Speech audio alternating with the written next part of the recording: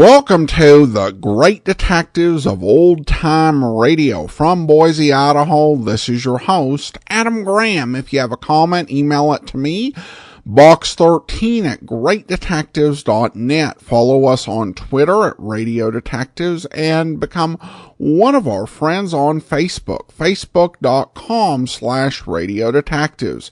Our listener support campaign continues. You can support the show on a one-time basis, support.greatdetectives.net. You can also use the Zelle app to box13@greatdetectives.net or by mail to Adam Graham, P.O. Box 15913, Boise, Idaho 83715. And you can also become one of our ongoing Patreon supporters, but patreon.greatdetectives.net. But today's focus is on the one-time contributions. And with a donation of $20 or more, we'll happily send you a free ebook of your choice from those listed over at support.greatdetectives.net, including All I Needed to Know I Learned from Columbo or All I Needed to Know I Learned from Dragnet. At a level of $25 or more, we'll send you an additional thank you gift. At the $50 or greater level, I'll send you an autographed copy of one of my books if you're in the United States. Also, between $50 and $75, we have some CDs of Big Finish's fine Sherlock Holmes audio dramas. Be $50 each for either the reification of Hans Gerber or the Mystery of the Perfidious Mariner, and $75 for their fine adaptation of The Hound of the Baskervilles. It's a really great adaptation, extremely faithful to the original novel, and I'll happily send that along with a donation of $75 or more, provided supplies last at the time of the donation. Also, our Yours Truly Johnny Dollar t-shirt is available with a donation of $100 or more, or you can also buy it without a donation at yourstruly.greatdetectives.net. And if you are minded to buy it, I do encourage you to pick it up now, as this will be the last time that it will be featured on sale. It will be available, but it'll be at a higher cost. And so I do encourage you to go to yourstruly.greatdetectives.net if you'd like Yours Truly Johnny Dollar anniversary t-shirt, or just send in a donation of $100 or more, and I'll happily send you your shirt. All right, now it's time for today's episode of Stand By for Crime, Aspiring in June.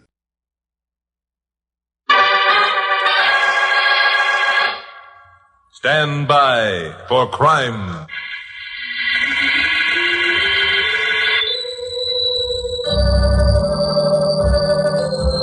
Hi, Chuck Morgan, KOP newscaster talking.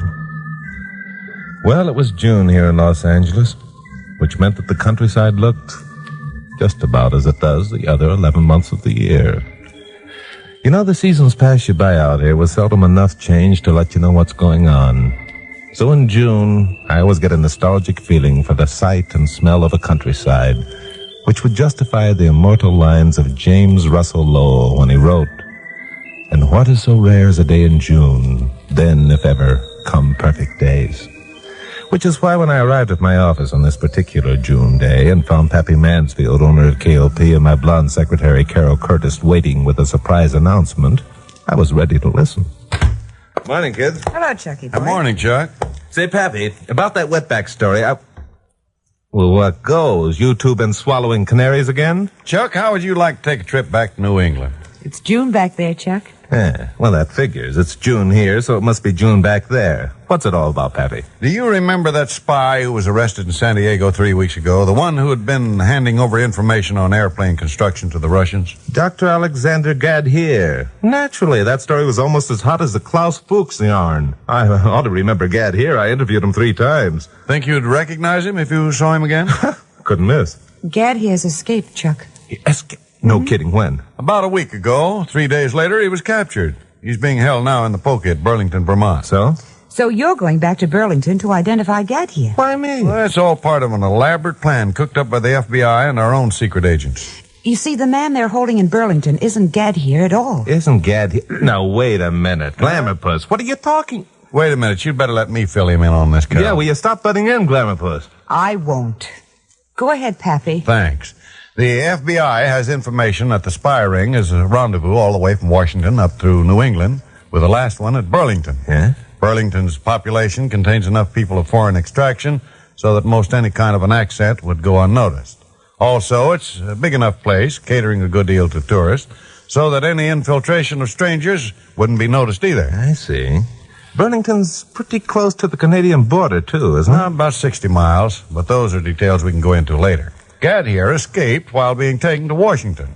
Our agents believe he's being smuggled into Canada. They also believe they were so hot on the trail once that the spy ring picked one of their members who looked like Gad here and let him be captured. Yeah. Now, this would take the heat off for a day or two until the mistake was brought to light, which would give Gad here time to reach the border. Pretty cute. So I'm to fly to Vermont, tell the cops that Gad here isn't Gad here, and then come home again, right? Well, there's a little more to it than that. Oh, quite a lot, in fact. One thing, I'm going with you. You are? Well, aren't you glad? Yeah, sure. Oh, I'm not convinced that you meant that. Quiet, Glamourpuss. What's the rest of the story, Pappy? Well, when you tell them Gad here isn't Gad here, they'll apologize and let him go. Then they'll follow the man who is posing as Gad here to where Gad here is hiding, and that'll be the end of Gad here. Check? I think you'll find it won't be quite as easy as that. Huh? Well, do you want to go? It'll be a hot story if you're in on the capture of the real Gad here. I've arranged with the network for a TC broadcast. Of course I want to go. When do I leave? In an hour. Your tickets, hotel reservations, and instructions are in this envelope. In an hour? Why, that'll hardly give me time to pack. I said that'll hardly give me time to pack. Oh, Pappy, you wouldn't... Chuck, don't you want me to go with you? Don't start crying, Glamourpuss. I wouldn't go anywhere without you, and you know it. Your tickets and hotel reservations are in the same envelope, Carol, so stop worrying.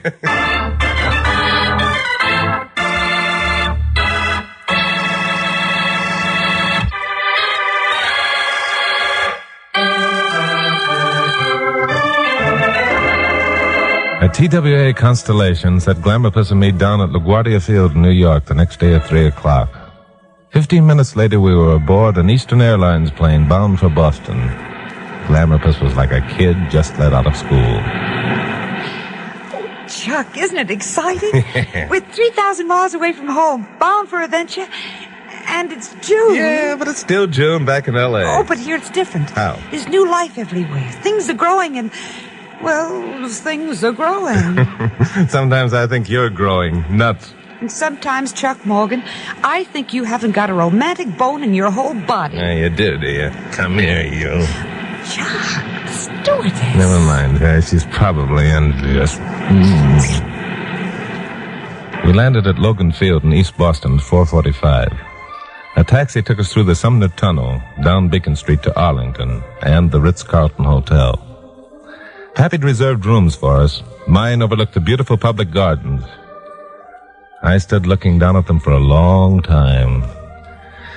I took a deep breath and turned away just as someone knocked at the door. Thinking it was Glamourpuss, eager to be out for some more adventure, I opened it and found the most beautiful girl standing there I'd ever seen. With the exception of Glamourpuss, of course. Hello. Hello. May I come in? Of course, by all means. To be sure, Miss... I'm Beth Hammond. Your Mr. Mansfield probably told you about me. No, as a matter of fact, he didn't, but don't let that bother you. Can I fix you a drink? Oh, no thanks. I don't drink. I'm a pilot. Well, that's... you're a what? A pilot.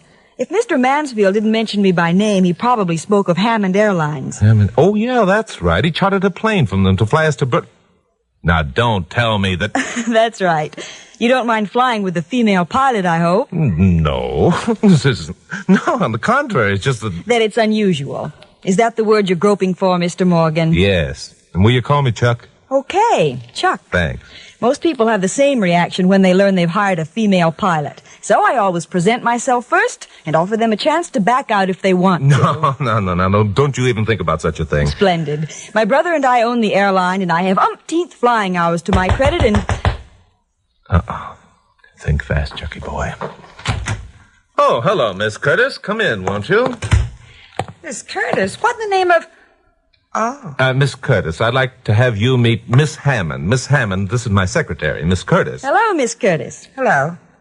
I don't want to seem too personal, but... Miss Hammond is the pilot of the plane Pappy chartered to fly us to Burlington tomorrow. Oh, she is. Good old Pappy. Pappy thinks of everything, doesn't he? I know what you mean. Well, are you ready to dictate those letters? Letters? What letters? Oh, I'm sorry. I should have known you'd be busy. Busy? No, wait. I'm sorry, too, but the letters really can't wait. They're terribly important. Of course, I understand. I'll see you both tomorrow, then. 8 o'clock sharp at Pier 13. Pier 13? Oh, I'm sorry I didn't mention it before. We'll fly up in a seaplane. Oh. That way I can put you down on Lake Champlain, right at Burlington's front door. Well, that's wonderful. Well, we'll see you tomorrow, then, at 8. Right. Goodbye, Miss Curtis. See you tomorrow, Chuck. Right, Chuck. Goodbye. Yeah. Chuck? What? Oh, don't give me that what stuff. Why was she calling you Chuck? Chuck? Now, look, Glamour Puss. I don't like that dame. She's too good looking. Glamour Puss, can I help it if a woman She had a wicked gleam in her eye. She called you Chuck, which was forward, and she was rude to me. Oh, I give up. I don't. Spy ring or no spy ring, I'm canceling that charter right now and hiring another. Glamour Puss didn't cancel the charter. I didn't let her.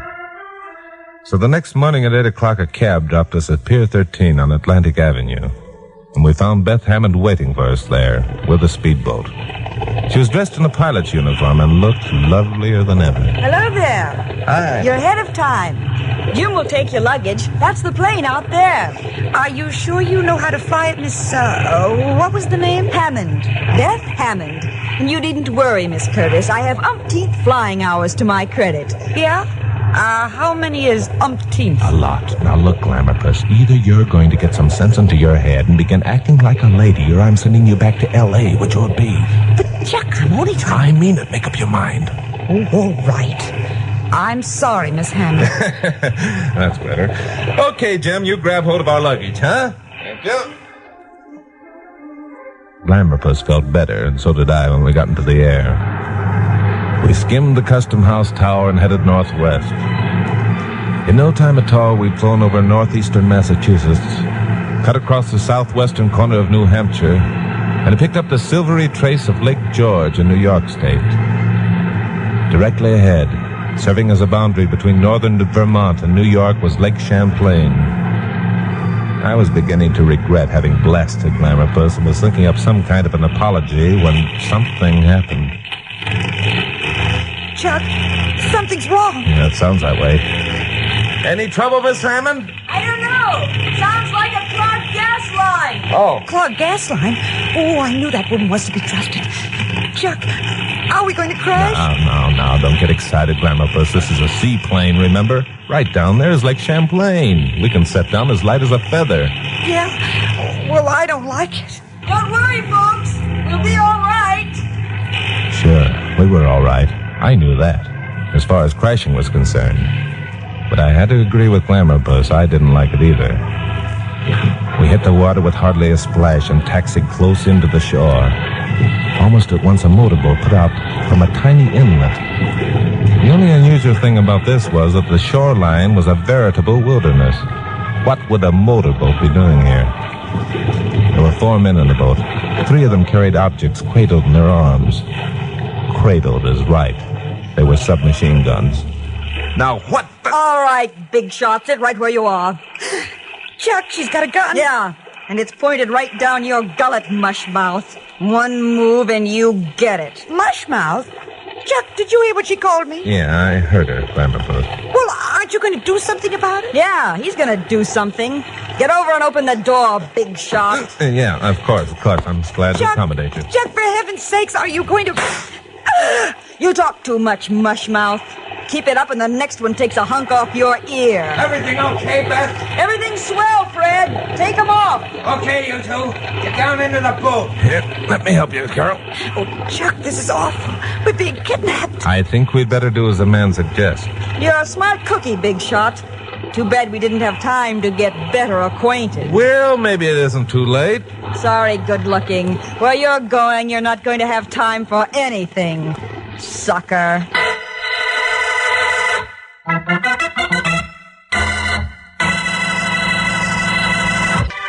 Now, the conclusion of Stand By for Crime. Well, the men in the motorboat hadn't been sent out as a welcoming committee by the mayor of Burlington, that's for sure. The 3 submachine guns kept at the same focal point as we climbed down from the plane. The focal point was us. The man Beth Hammond had called Fred nodded to his seat, then looked up at the female pilot with the umpteenth flying hours. Okay, Beth, take it away. I don't be waiting for you at the island. Take good care of our guests, Fred. I'll see you around. The motorboat swung away and headed for shore, with the 3 submachine guns a constant reminder this was no practical joke. We went up a path and came to a shack that was completely concealed in some heavy timber and went inside. The man called Fred pulled out a chair and sat down across the rough table from where I'd been ordered to sit. Well, everything came off fine, quite according to plan. You must confess you were neatly led into our trap, huh, Morgan? Yeah, okay, I confess it. Now, what's this all about? A fair question. I'll get right to the point. How about $5,000? Well, now, that's a good round figure. Who do I have to murder to get it? Nobody. Nobody at all. All you have to do is turn around and go back to California. Now, please bear with me if I seem a bit dense, but just why do you want me to do that? Isn't the reason obvious? No. We don't want you to reach Burlington with the information you have. Now, look, one of us is way off the beam. Just who do you think I am? You're Chuck Morgan, newscaster on KOP in Los Angeles. Young lady with you is Carol Curtis, your secretary. Well, you got me pegged, all right. Now, what's this information I'm supposed to have? Come on, Morgan. You're not as naive as all that. Well, how about it? I tell you, I haven't got any information. I see. Harry, I think Mr. Morgan needs to be convinced that we mean business. Now, look. That's enough for now, Harry. Do we understand each other now, Morgan? Yeah, I think I'm beginning to get an inkling of your plan. But there's still just one trouble. And what's that? I haven't got any information. Our investigators reported we'd likely have trouble with you, Morgan. So I won't waste time offering you more money. Harry. Hold it. Well, Morgan?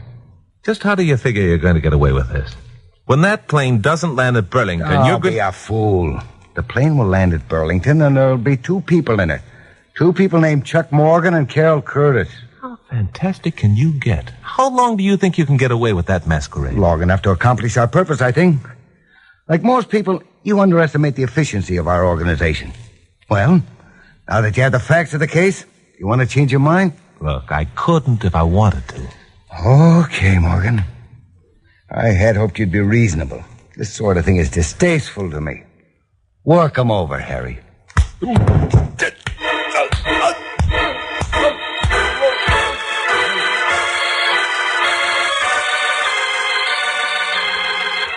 Harry worked me over all right.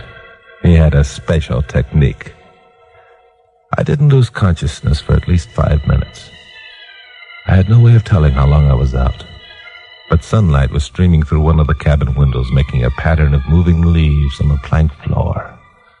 I lay there, tied hand and foot, studying the moving pattern for a long time, trying to recapture all my senses, trying to figure this thing out. After a while, I looked around and saw I was alone, but a moment later, a door squeaked. Someone came cautiously into the room. I lay without moving, pretending to be still unconscious. Chuck. Oh, what have they done to you? Glamorpuss, how did you get away from that big gorilla? Well, even big gorillas are susceptible to a come-on smile. Do you mean that you... I mean that he's lying in the other room with a lump on his head as big as a grapefruit, made with a poker he didn't know I was holding. Glamorpuss, if I ever kid you again about being scared, you can hit me over the head with a poker. Untie me, will you? That's what I'm doing. Turn around here. Oh, take it easy. Where are the other men? In a shack behind this one. So? There's a radio transmitter there, I think. And there's something else, too. What? An automobile. No kidding. Any chance of us getting it? Well, there might be. As soon as I get you loose, you can take command. After all, it's the man's place to take command. It was at times like these that I realized Glamorpuss was more than a beautiful blonde who played straight man for me. She had what it takes. We went out the front door and sneaked around the cabin. The car was there, parked beside the radio shack. It was our only hope, and a slim one. I stood there, wondering how we could lure them in inside the shack, outside and away from the car, and thinking there wasn't much chance. And suddenly it was done for us. Fred! Hey, Fred! Come here! It's the gorilla. I guess I didn't hit him hard enough. You did fine, Glamourpuss. Here come two of them. The fourth must still be inside. Yeah, but it's our only chance. Come on. We took off of that automobile like a couple of jackrabbits, praying the keys would be in the ignition. We reached the car just as the fourth gorilla appeared in the radio shack's doorway. He didn't have his machine gun with him, which was fine with me. Into the car, Glamourpuss. My knuckles were sore for days after that one. I heard the car motor start, and I knew we got a real break because the keys were there. Then things happened fast. There was a yell from the direction of the cabin, but Carol had the car underway and I was in it. We were a good 50 feet along the wooded road when the first burst of machine gun fire came. Apparently, the marksman was too excited for effective shooting because the bullets sailed merrily overhead. Then Carol jerked the car out of sight around the curve and we were safe, at least for the minute. Keep it up, Glamourpuss. You're doing swell, honey. Chuck, I'm scared. You drive. Not until we get a lot further away than this. Come on, give her the gun, baby. What if they have another car? What if they have? With you at the wheel, they haven't got a chance. Please, Chuck, just because I hit a man with a poker... Now, don't start bragging. Drive. I'm not bragging. I'm just too scared to hold the wheel steady. All right, Glamourpuss, all right. I guess we've got enough of a lead. If we had time, I'd kiss you. Maybe I'd better anyhow. So we changed places. And a half hour later came to a gravel road. We turned north on this. Apparently the gang back at the cabin only had one car and we were in it. At least there were no signs of us being followed. But they had the boat, and they had the radio transmitter. Which gave me an idea. At the first farmhouse we came to, I stopped.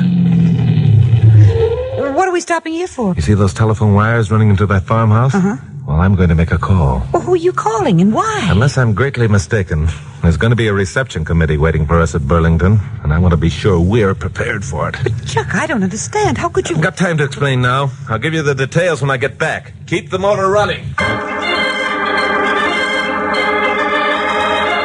Well, I made my phone call and got through to the party I wanted. Then Carol and I headed north again. I told her what my idea was, and she told me I was smart to have figured it out. And I told her she was a brave, good girl, and we both agreed we were wonderful. By that time, we'd reached the outskirts of Burlington. Burlington, Vermont's largest city and probably one of the most beautiful cities in New England. As we drove along the quiet, tree-shaded streets, it was hard to believe that foreign intrigue of the worst sort was running amok beneath the peaceful scene. We reached the city hall and police station and pulled up near the park in front. As we did so, a young couple, a tall, distinguished-looking man, and a police lieutenant emerged from the police station. It was perfect timing. Carol and I got out of our car and we all met on the sidewalk. Hello, Miss Hammond. We meet again. I beg your pardon? Don't recognize me, eh? Well, I can't blame you for that. Carol tells me your boyfriends were quite successful in changing my appearance. But how about Carol? Do you recognize her? How could she forget me, mushmouth? I haven't the faintest idea what either of you people are talking about. Officer, will you please ask Just a minute, Miss Hammond, if that's your name. Is this the man that you just got through telling the police is not Dr. Gadd here? How did you... I still don't know what you're talking about. Oh, yes, you do. You and your friend here just told the police and the FBI that you were Carol Curtis and that your friend was me. You were shown the prisoner and stated positively that he wasn't Dr. Alexander Gadd here. Oh, it was an ingenious plan, Miss Hammond, cooked up by you and your ring of spies to gain Dr. Gadd here's freedom. Because the tall man standing next to you is no phony, as the police thought. He's the real Dr. Gadd here. My plan is still going to work. Run, Dr. Gadd here. Dr. Gadd here isn't going to run, Miss Hammond. There's a policeman standing on the steps with a rifle aimed at Dr. Gadd here's head. And there are other policemen all over the place waiting to pick up your pals who are going to try and help you effect this escape. I don't believe you. You're lying. The plan couldn't fail. It was too foolproof. You're lying, both of you. Look out, Chuck. This time I know exactly how to treat this babe. Let me alone. Sure. Keep your hands off of me, you swine. I'll take that gun, sucker.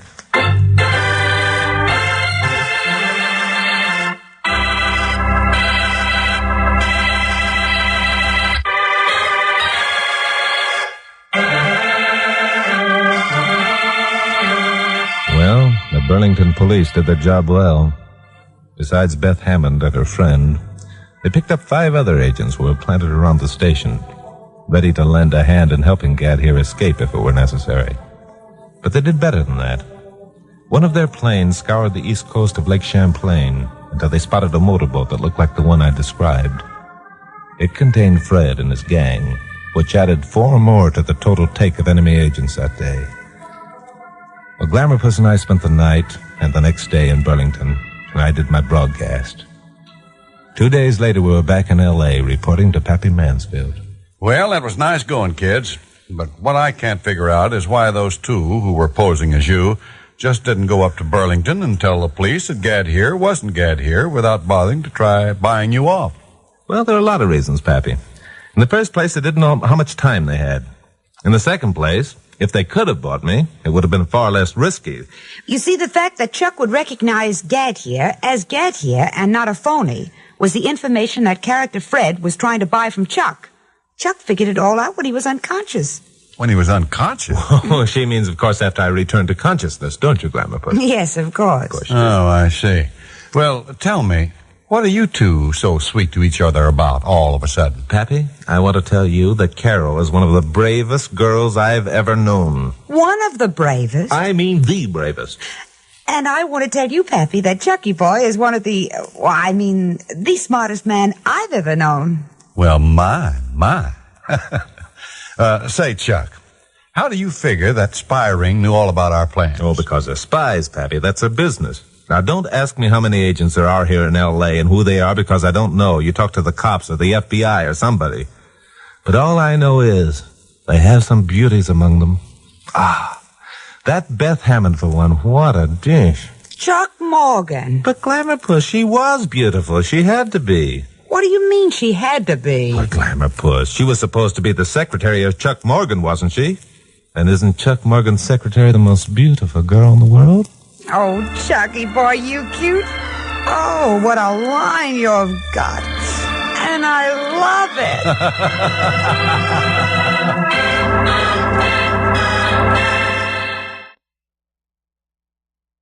Welcome back. Well, Carol gets some sincere and well-deserved praise from Chuck. And I do also have to admit that his comeback at the end was really a good save.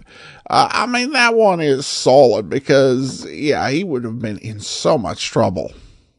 At any rate, now we turn to listener comments and feedback, and Mildred comments regarding Stand By for Crime. I've been a fan of old-time radio for more than 30 years, and I've never heard of Stand By for Crime.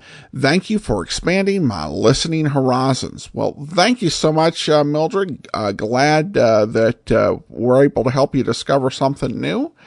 And that will actually be all for today. Join us back here tomorrow for Rocky Jordan. Next Tuesday, another episode of Stand By for Crime.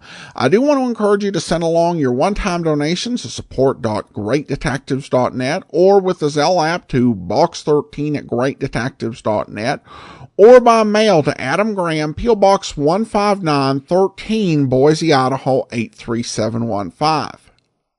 And one of the options that we do have as a thank you gift, if you do send in a donation of $125 or more, we'll happily send you one of Radio Spirit's Jim French production sets. They have 2 different sets of Harry Nile, and one of those is available as a digital, and that one we send along digitally for a donation of $75 or more.